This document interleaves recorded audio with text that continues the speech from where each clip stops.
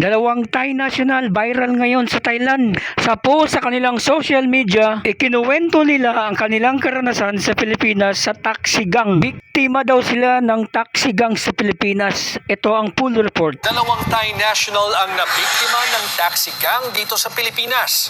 Bukod sa pinagpasapasahan sila, ninakawan pa.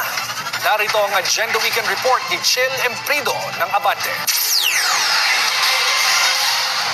Viral ngayon sa Thailand ang naging karanasan dito sa Pilipinas ng dalawang Thai pageant winners na sina Mr. Universe Thailand 2026 Alex Natiru at Miss Universe Sekiao 2025 first runner-up Meriza Risa. Di umano, nabiktima sila ng taxi scam sa bansa na ang modus ay lituhin ng kanilang mga pasahero at kalaunan ay pagnakawan ng cellphone. Ayon sa report, nagpunta sa Pilipinas sina Alex at Meriza bilang modelo sa ginanap na Manila International Fashion Week sa Grand Ballroom ng Okada, Manila sa Parañaque noong June 12. Dahil sa hirap makapag-book sa ride-hailing app, napilitan daw sila na sumakay sa hindi metered na taxi. Pero ipinasa-pasa sila ng driver sa pangalawa at ikatlong taxi driver. Sinabi raw ng ikalawang driver na hindi na niya kayang tapusin ang biyahe at humiling sa mga biktima na ipakita ang ruta sa ikatlong taxi. Pero habang pababa ng sasakyan ng dalawa para sana makalipat, kumaripas ng takbo ang dalawang taxi driver, tangay na ang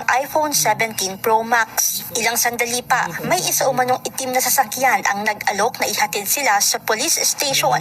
Pero dahil sa nawalan na ito ng tiwala, agad na umano silang tumakbo at umiwas sa sasakyan. Bagaman hindi na itinuloy ng mga pageant winners ang kaso, patuloy naman ang follow-up at manhunt operations ng pulisya sa mga sospek.